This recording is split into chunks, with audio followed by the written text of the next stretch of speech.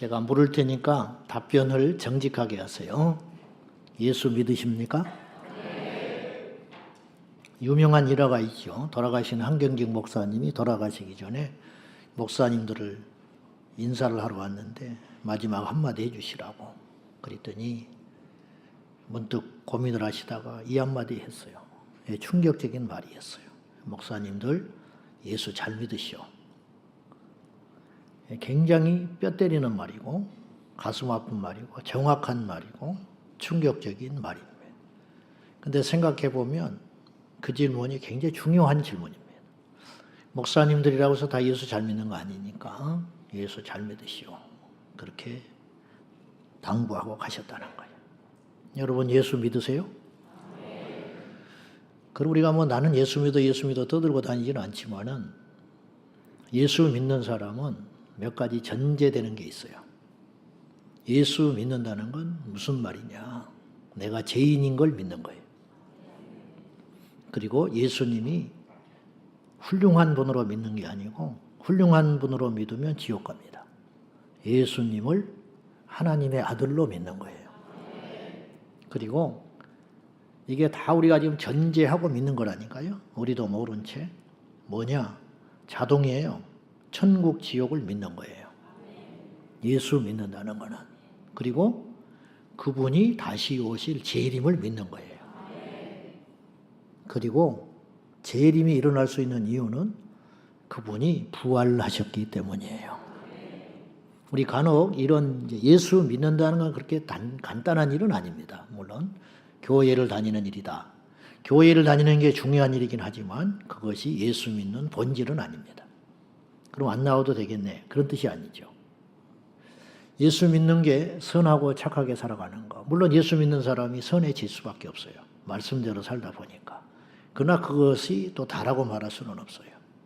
여러분 믿음이라는 건 어떤 것이냐면 다 믿는 거예요. 다 믿는 거. 근데 지금 이 세상에는 회개한 일이 벌어지고 있는데 예수님이 2000년 전에 이 땅에 오셨다 사신 거는 믿어요. 살다가 죽으셨다는 거. 근데 부활은 안 믿어요. 예수를 믿는다고 그래요. 근데 천국 지옥은 안 믿어요. 이단이 왜 이단이냐면 하나를 안 믿는 거예요. 그래서 다를리 끝단이에요. 결정적인 거 하나를 안 믿는 거예요. 나머지는 믿어요. 이를테면 예수만 안 믿고 교주를 믿는 거죠. 이를테면 죽은 후에 천국을 안 믿고 이 땅에서 천국이 이룰 수 있다고 믿는 거예요. 근데 그거 하나 때문에 예수를 믿는데 천국은 이 땅에 일어난다. 이게 여호와 증인입니다. 그거 하나 때문에 지옥 가는 거예요. 결코 간단한 일이 아니라는 거예요. 그러니까 우리는 이단은 아닌데 이단화된 성도들이 많아요. 무슨 말이냐? 성경을 다 믿어야 되는데 어떤 건 안 믿어요. 그러면 그 사람이 이단이에요. 정통의 교회를 다녀도 그 사람은 이단 신앙을 갖고 있는 거예요. 성경은 다 믿는 겁니다. 어떤 사람은 천지창조를 안 믿어요. 근데 본인은 예수를 믿는다고 그러고 있어요. 어떤 사람은 예수님이 행하신 기적과 선한 일은 믿어요.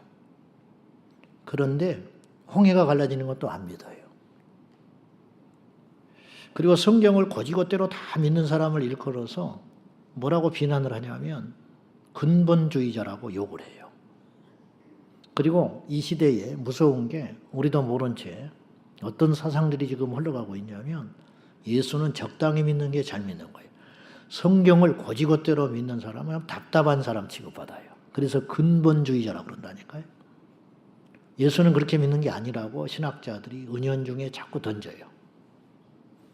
무식하게 믿는 거 아니라 합리적인 것만 믿는 것이 제대로 믿는 신앙인처럼 이야기해요. 물론 저는 많이 배우지 않아서 그들과 논쟁하면 이길 자신은 없어요. 그러나 사도 바울의 예를 들면 바울은 누구보다도 많이 배운 사람이에요. 그 당시 최고의 철학자였고 율법학자였어요. 그 사람과 비길 사람이 없었어요. 근데 그분은 부활하신 주님을 목격하고 그 모든 걸 버려요. 그리고 일부러 버립니다. 배설물로 생각하고. 그리고는 하나만 알리라 작정을 해요. 예수 그리스도와 십자가만 알겠다. 그 말 속에 다 들어가 있는 거예요. 근데 오늘날의 성도들은, 지식층들은, 오래 다닌 사람들은, 좀 책을 읽느니 하는 사람들은 자꾸만 바울과 반대로 믿으려고 해요. 이게 심각한 사탄의 전략이죠. 예수 믿습니까? 그러면 자동으로 부활도 믿어야 되는 거예요. 오늘 주보를 어제 이제 우리 집사람이 미리 보고 혹시 주보가 잘못 나온 거 아니냐는 거예요. 왜 그러냐 그랬더니 부활절 찬송이 또 있으니까 여러분도 그런 생각을 할 수 있죠. 아니다. 그렇게 이야기해 줬어요. 오늘 부활절도 아닌데 왜 또 부활에 대한 이야기를 하는가. 지난 주일날 우리는 부활주기를 맞이해서 부활에 대한 우리의 믿음이 결코 헛되지 않는다는 그 부활에 대한 논리적 믿음, 그것을 우리가 한번 다져봤어요. 여러분 억지로 믿지 마세요. 그리고 억지로 안 믿어져요. 믿어진다는 건 절대 억지로는 안 됩니다. 의심이라는 병은 안 없어지는 거거든요. 어떤 사람은 믿어지고 어떤 사람은 안 믿어지죠. 안 믿어지는 사람을 일컬어서 믿어라 그러면 도움은 되지만 그렇다고 해서 그 사람이 나더러 믿음을 강요해서 믿는 사람은 한 명도 없어요. 믿어지니까 믿게 된 거예요. 그 부활에 대한 소망은 우리에게 다음과 같은 것을 준다고 그랬어요. 첫째, 우리의 죄를 예수께서 능히 사해해 주실 능력을 갖추신 분이다. 그분이 부활하지 않았다면 그분의 말은 아무리 옳은 것이라 할지라도 가짜예요. 우리는 그분 믿으면 안 돼요. 그분 믿으면 큰일 나요. 근데 그분이 부활했기 때문에 우리가 믿을 수 있는 충분한 이유가 있는 것이라는 거예요. 당연히 그분을 믿음으로 우리의 죄가 용서받아서 우리도 장차 예수님처럼 부활에 참여할 수 있다는 확신이 생긴 거예요. 그래서 우리는 두 가지 것을 해야 된다고 그랬어요. 예수님의 부활을 믿기 때문에 우리의 부활도 당연히 믿어야 될 것이고, 억지 아니에요. 생각해 보시라 이 말이에요. 그 부활을 믿는다면, 예수 부활, 나의 부활을 믿는다면 우리의 믿음은 결코 헛된 것이 아니기 때문에 흔들려서는 안 된다는 거지요. 감히 우리의 믿음을 무슨 수로 흔들립니까? 그래서 우리 믿음의 선배들은 목숨까지 버려서 믿음을 지켜냈어요. 왜? 그 믿음은 진짜이기 때문에. 그리고 더 나아가서 지금까지도 우리가 최선을 다해서 주의 일을 했지만 항상 더욱더 주님의 일에 힘써야 한다. 왜? 그 수고는 결코 헛된 것이 아니기 때문이다. 이건 당연한 수순이에요. 당연한 수순. 배고프면 밥 먹는 것처럼. 강요하지 않습니다. 절대로. 믿기 때문에 그렇게 살아가는 거예요. 자, 오늘 제가 이제 부활에 대한 말씀을 한 번 더 나누려고 하는 것은 부활절에만 이 부활을 나눈다는 것이 주님께 죄송한 거예요. 그리고 그렇게 작은 사건이 아니에요. 사실은. 1년 365일 부활을 묵상하고 예수님의 부활을 찬미하며 그 부활의 신앙으로 살아가는 것도 사실은 당연한 이치를 알 수 있어요. 오늘 다시 한번 이 놀라운 복음을 여러분과 나누고 싶습니다. 먼저 우리가 생각할 것은 우리에게는 진정한 부활 사건에 대한 기쁨과 실제가 있는가? 그것을 살펴봐야 돼요. 우리는 예수를 믿는다고 했어요. 그러나 말만 믿는다고 하지 사실은 우리 안에 믿음의 실제가 없는 수가 있어요. 마찬가지로 우리가 부활을 지식적으로 받아들이고 믿었어요. 인정했다는 거예요. 그러나 우리 삶에 부활의 신앙이 나타나지 않으면 그건 가짜예요. 그거는 나타내려고 해서 나타내는 게 아니에요. 간혹 여러분들 이런 기사를 보셨을 거예요. 비행기에서 응급 상황이 벌어졌는데 어떤 분이 막 심장마비가 오고 뇌출혈로 문제가 일으키고 그랬는데 의사가 휴가를 가다가 그분이 응급처치를 해가지고 생명을 건졌다. 그런 말을 뭐 가끔 그런 거 들었어요. 어떤 소방관이 휴무일인데 가다가 불난 걸 보고 그 불을 꺼줬다. 뭐 이런 거. 근데 그거는 뭐냐? 병원에서 가운만 입고 있을 때가 의사가 아니에요. 그분은 의사의 아이덴티티가 있는 거죠. 병원에 없지만 그 사람이 죽어가니까 자기가 본능적으로 살리고 싶은 마음이 생긴 거죠. 누가 자기가 뭐 의사 가운을 입고 다닌 것도 아니고 옆에 사람이 의사 선생님 가서 도와주시오 한 게 아니잖아요. 자기만 알고 있는 거예요. 바로 이것이 거듭난 진짜 믿게 된 부활을 믿는 예수님을 제대로 믿는 성도의 삶이라는 거예요. 그 억지로 됩니까? 안 되죠. 교회에서만 우리는 믿는 사람이 아니에요. 세상에 나가서도 예수 믿는 사람인 거예요, 우리가. 그래서 어떤 선택을 할 때, 결정을 할 때, 그래서 배려하고, 겸손하고, 영혼을 소중히 여기고, 첫째는 내 자신의 영혼을 소중히 여기고, 그 다음에 주변 사람들, 나로 행위에, 나의 잘못된 말과 언행으로 주변 사람들이 혹시라도 실족하지는 않는가. 이걸 배려하는 것이 누가 시켜서 그러는 게 아니고, 뭐 내 자신을 위해서 그러는 게 아니라, 무슨 좋은 인간관계를 갖고 싶어서 그러는 게 아니라 예수님을 믿으니까 그것이 가는 거죠. 당연히. 자, 우리에게 부활의 실제가 있는가? 근데 부활이 믿어져야 되잖아요. 근데 사실은 2000년 전 초대교회 성도들보다 우리가 예수님의 부활을 믿기는 장애들이 많아요. 왜냐? 그들은 직접 예수님의 부활을 목격한 사람이 있었어요. 본인이 목격해버리면 더 말할 것 없이 믿기가 쉽고, 다음에 목격한 사람들이 자꾸 이야기를 해줬어요. 그걸 증인이라고 하잖아요. 위트니스, 전도자. 나는 예수님 봤어. 부활한 주님을 만났어. 그러냐고. 근데 그거 안 믿는 사람이 있었죠. 에이, 그런 사람이 도마였어요. 도마가 어떤 사람이냐? 제자들이 숨어서 문을 잠그고 꽁꽁 걸어 잠그고, 왜냐하면 자기 스승이 죽어버렸으니까. 자기도 들키면 큰일 나잖아요. 그래서 위기의식을 느끼고 숨어 있었단 말이에요. 근데 부활하신 예수님은 예전의 몸이 아니기 때문에 잠겨져 있었지만 쑥 들어왔어요. 그래서 평안하냐? 겁먹지 말아라. 제자들이 얼마나 놀랐겠어요. 저는 여러 가지 감정이 그 순간에 있었을 거라고 생각해요. 첫째는 놀랬고, 두 번째는 기뻤고, 그 다음에는 죄송했을 것 같아. 이럴 줄 알았으면 안 도망가는 건데 도망와가지고 속을 보여버렸잖아요. 믿음이 없다는 속을 보여버린 거 아니에요. 우리처럼. 이럴 줄 알았으면 안 도망가고 그냥 거기서 버티는 것인데 민망해 죽겠네. 그리고 고개를 이렇게 숙이고 기쁘면서도 막 어쩔 줄 모르는 그런 거 있잖아요. 그런 묘한. 그래가지고 이제 주님이 잠시 떠나셨어요. 막 난리가 났겠죠. 이제 죽을 수도 있어. 나라도 그럴 것 같아. 근데 도마가 뒤늦게 온 거예요. 그래가지고 10명의 증인들이 우리 부활하신 주님을 내 눈으로 봤다. 막 그러니까 도마가 헛것봤다. 쓸데없는 소리 하고 있네. 너네들이 너무 몰입을 해가지고 나는 못 믿어.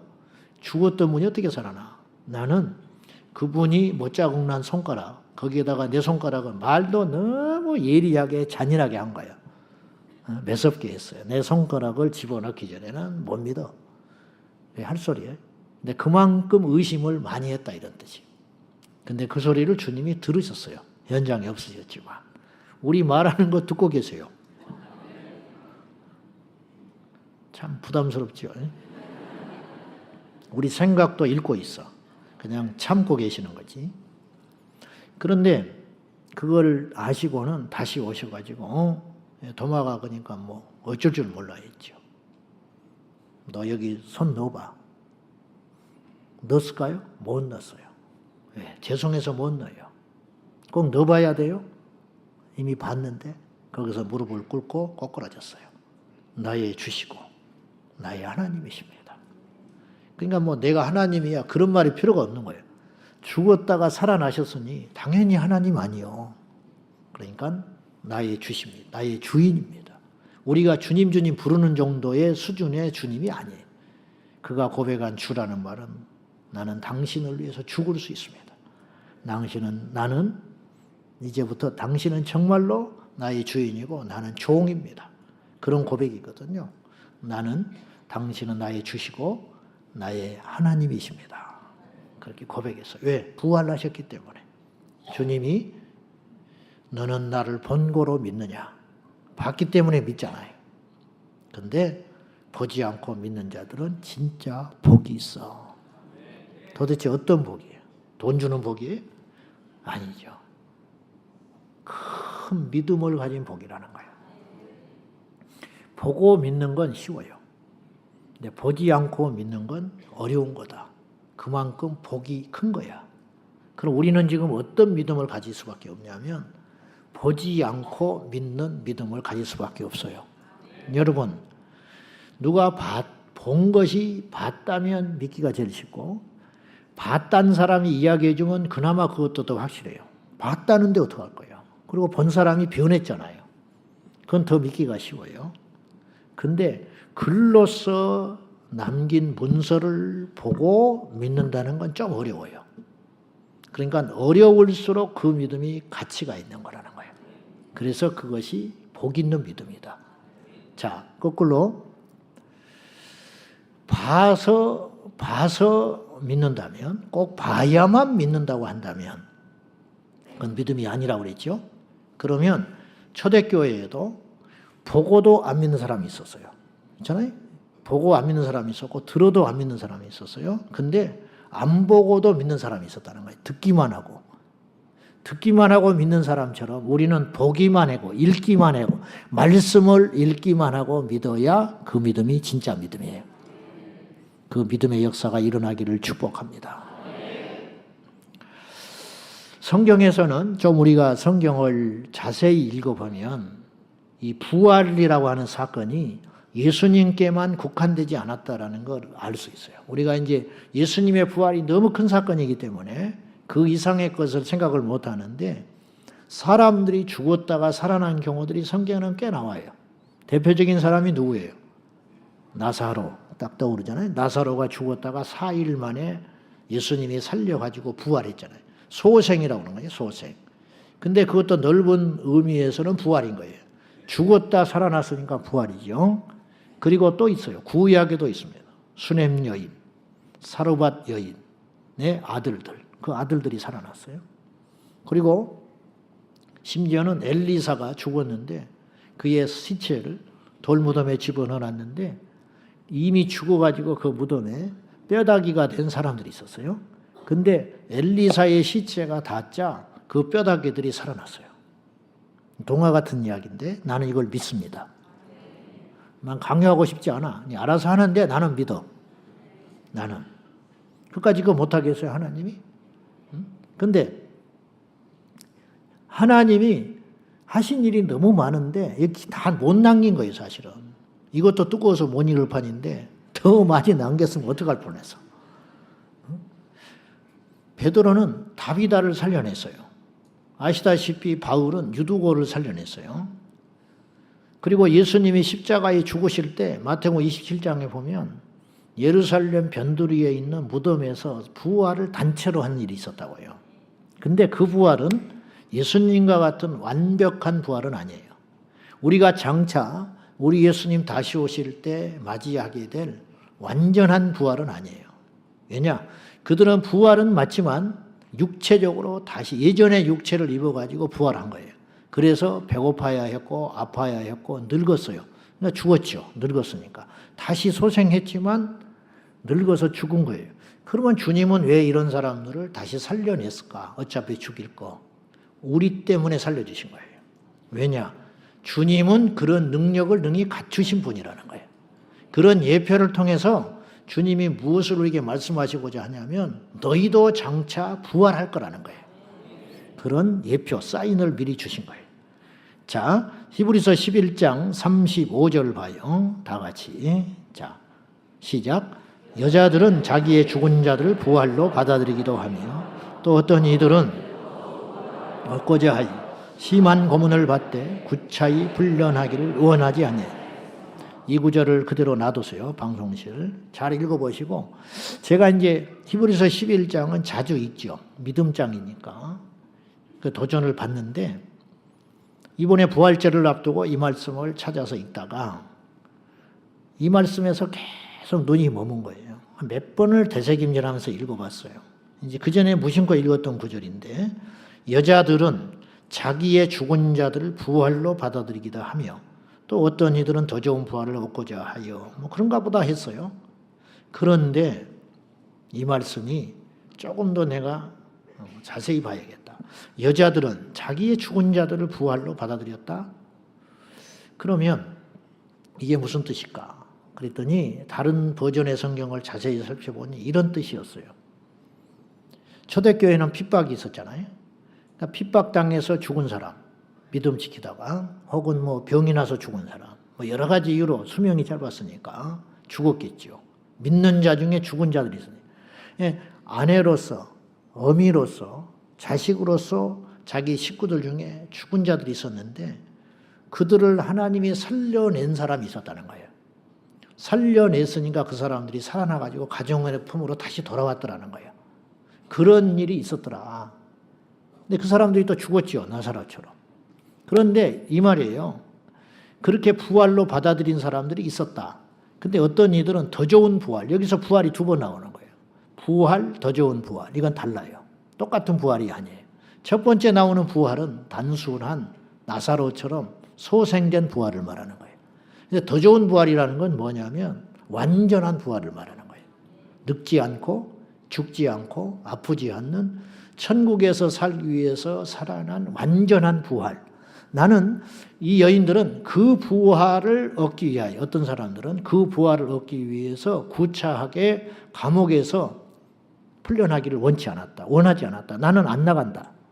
근데 감옥에서 고문을 피하고 살아나는 법은 의외로 간단해요. 예수님만 버리면 돼요. 그러면 이 땅에 생명을 얻을 수 있는데 이 사람들은 왜 그런 고집을 부렸냐? 더 좋은 부활을 믿었기 때문이라는 거예요. 그리고 그들은 순교했어요. 그리고 그들은 지금 더 좋은 부활을 얻기 위해서 기다리고 있다는 거예요. 그러면 여기서 말하는 더 좋은 부활이라는 것은 도대체 무엇이냐는 거예요. 최종적 부활, 예수님이 샘플로 이루신 첫 열매의 부활, 우리도 장차 받게 될 놀라운 부활, 그 부활을 믿습니까? 그것이 우리의 장래에 펼쳐질 대이벤트라는 거예요. 그러면 성경 속에서 이 부활은 다음과 같이 대충 정리를 해볼 필요가 있어요. 첫째, 단순한 생명의 소생으로서의 부활이 있더라. 대표적으로 나사로. 두 번째는 영원한 천국에 들어가기 위해서 늙지 않고 병들지 않고 복락을 누리기 위해서 이루기 위한 완전한 부활, 더 좋은 부활, 그 부활이 있더라 하는 말이에요. 자, 성경 말씀 고린도전서 15장, 오늘 우리가 읽은 본문 51절에서 53절까지 읽어봐요. 다 같이 시작. 보라, 내가 너희에게 비밀을 말하노니 우리가 다 잠잘 것이야. 마지막 나팔에 순식간에 호련히 다 변화되리니 나팔 소리가 나매 죽은 자들이 썩지 아니할 것으로 다시 살아나고 우리도 변화되리라. 이 썩을 것이 반드시 썩지 아니할 것을 입겠고 이 죽을 것이 죽지 아니함을 입으리로다. 나팔 소리가 난다는 말은 주님이 재림한다는 뜻이에요. 마태복음 24장, 데살로니가전서 4장, 그리고 오늘 고린도전서 15장, 그리고 계시록 동일하게 이야기하고 있어요. 예수님이 공중에서 다시 나타나서 재림하실 때 천사장이 나팔을 분다. 그리고 구름 가운데 주님이 오시겠다. 동일하게 그렇게 약속하거든요. 그러니까 나팔 소리가 났다라는 말은 예수님이 재림하셨다 그런 뜻이에요. 예수님이 재림하실 때 어떤 일이 벌어지느냐? 호련히 변화된다. 성도들이 부활을 한다 이 말이에요. 다른 말로 휴거라는 말도 되지만은 썩지 아니할 것으로 다시 살아난다. 썩지 아니할 것으로 다시 살아나는 게 부활 아닙니까? 예수님도 이 땅에 처음 오셨을 때, 초림하셨을 때는 썩을 몸을 입고 왔어요. 그러니까 성장하셨죠. 아이로 태어나셔서 점점점 성장하셨잖아요. 성장한다는 말은 늙어간다는 말이고, 늙어간다는 말은 썩어간다는 말이에요. 다른 말이 아니에요. 우리는 지금 썩어가고 있는 거예요. 좋아할 거 하나 없어요. 썩어가고 있어. 썩어가고 있는데 이 썩어가는 이것이 호련히 변화돼 가지고 썩지 않는 완전한 몸을 입는 날이 올 거라는 거예요. 언제? 우리 주님 다시 재림하실 때. 이것을 성경에는 뭐라고 그랬냐면 첫째 부활이라고 그랬어요. 첫째 부활이라는 말을 제가 더 쉽게 이야기할게요. 첫 번째 부활. 자, 우리 집 첫째 놈입니다. 그러면 뭐예요? 집에 둘, 셋이 줄줄이 있다는 뜻이에요. 두 명이든 최소 한 명 더 있어. 첫 번째 부활이라는 말은 뭐예요? 두 번째 부활이 있다라는 말이에요. 근데 두 번째 부활이라는 말은 둘째 부활이라는 표현은 성경에 없습니다. 그건 없는 것이냐? 그렇지 않아요. 둘째 부활이라고만 표현을 안 했을 뿐이지 둘째 부활을 언급을 했는데 그 둘째 부활은 좋은 부활이 아니에요. 자, 그래서 성경은 첫째 부활에 참여하는 자는 복이 있다 그랬어요. 그 말은 둘째 부활에 참여해서는 안 된다는 뜻이에요. 요한계시록 20장 6절입니다. 다 같이 시작. 둘째 사망이 그들을 다스리는 권세가 없고 도리어 그들이 하나님과 그리스도의 제사장이 되어 1000년 동안 그리스도와 더불어 왕노릇하리라. 첫째 부활에 참여하는 자는 복이 있는데 복이 있는 이유가 뭐냐면 둘째 사망에 들어가지 않기 때문이다. 그런 말이에요. 그러면 둘째 사망이 뭔지는 모르지만 나쁜 것이잖아요. 피할 수 있었다는 거니까. 그럼 둘째 사망이라는 말은 뭐예요? 역시 둘째입니다. 그럼 뭐예요? 집에 첫째 있다는 거예요. 둘째 사망, 두 번째 사망이다. 그러면 첫 번째 사망이 있다는 거예요. 첫 번째 사망은 무엇일까요? 죽는 겁니다. 그래서 예수 믿는 사람도 죽어요. 그러나 그것은 슬퍼할 일이 아니에요. 물론 가슴 아픈 일이지만 그것은 불행이 아니에요. 믿습니까? 예수 믿는 자의 죽음은 불행이 아니에요. 그래서 시편에 성도의 죽음을 여호와께서 귀히 보신다 그랬어요. 세상에 사람이 죽었는데 왜 귀하게 봅니까? 복이 있으니까. 성도가 죽는 건 저주가 아니에요. 믿지 않는 자가 죽는 건 저주 그 자체예요. 왜? 성도가 죽으면 첫째 부활에 예약되어 있기 때문에. 그러나 믿지 않는 자가 죽으면 둘째 사망에 100% 들어가니까 그건 저주기 때문에 가슴 아픈 일이라는 거예요. 그래서 살아생전에 죽기 살기로 우리는 전도해야 된다는 거예요.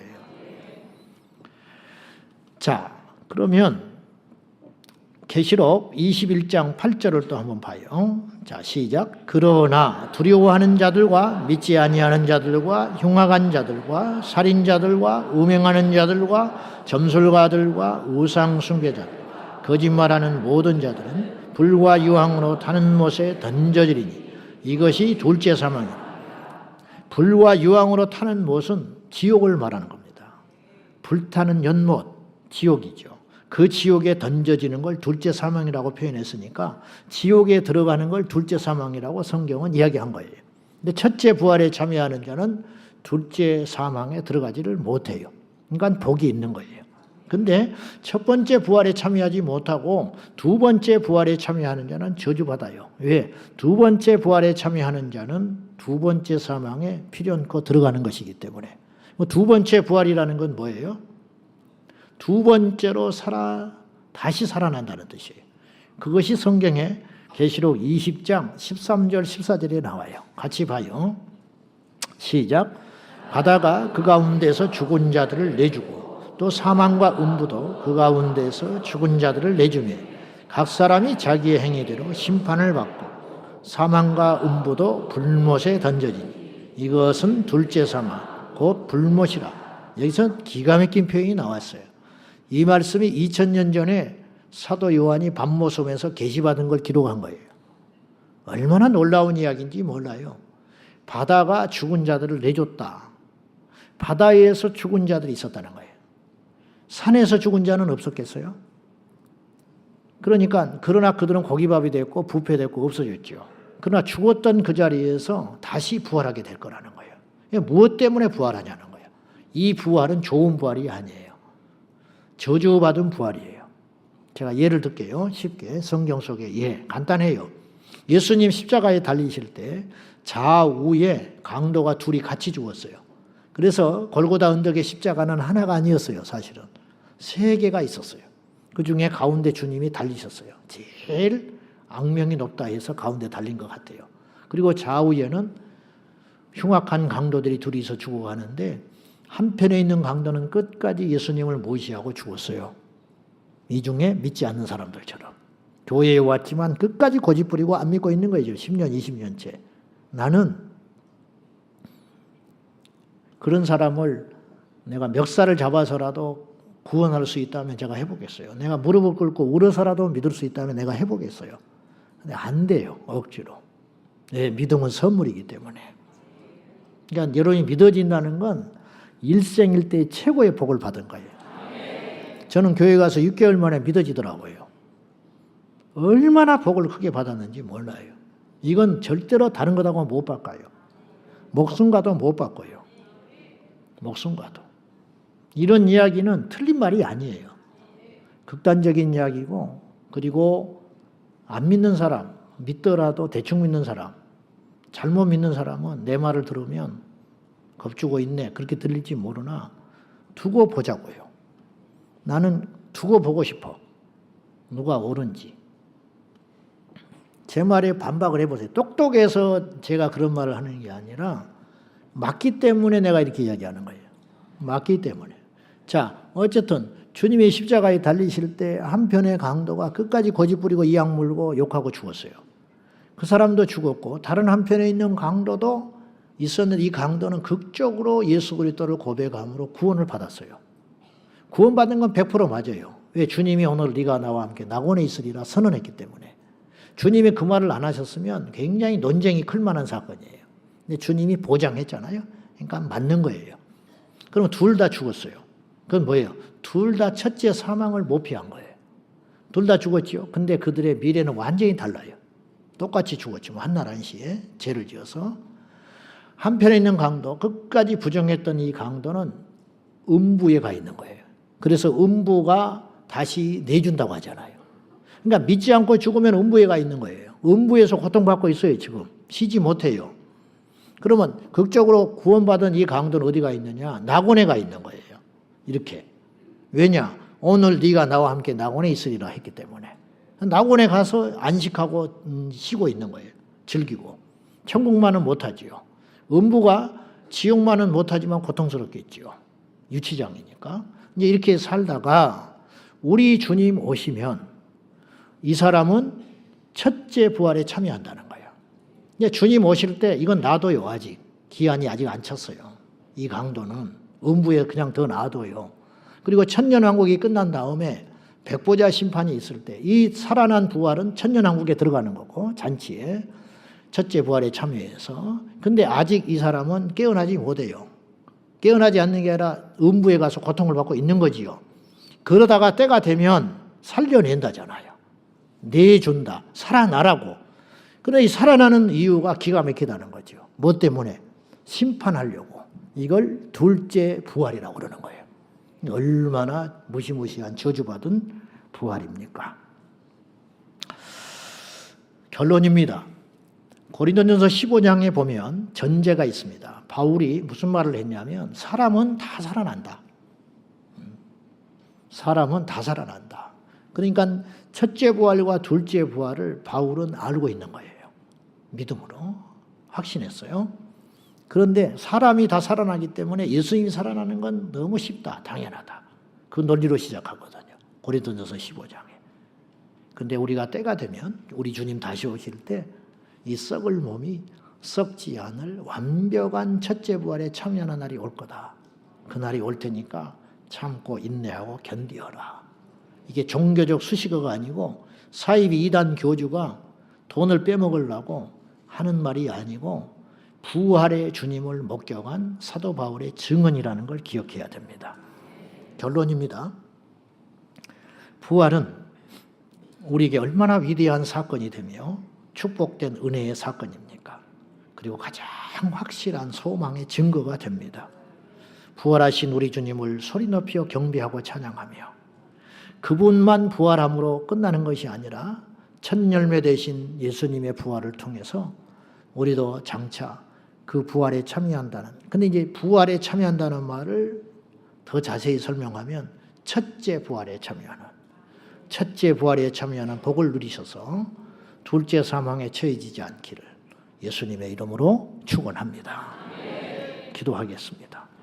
하나님 아버지, 이제 우리 모두가 둘째 사망에 피하여 첫째 부활에 참여함으로 하나님께 영광을 돌리게 하여 주시고 간절히 비옵고 기도하오니 오늘 이 자리에 예배하는 혹시라도 영상으로 예배하는 성도들이 있다면 모두 다 회개하고 변화되고 거듭나서 예수님을 진정으로 믿음으로 첫째 부활에 참여하는 복을 허락하여 주옵소서.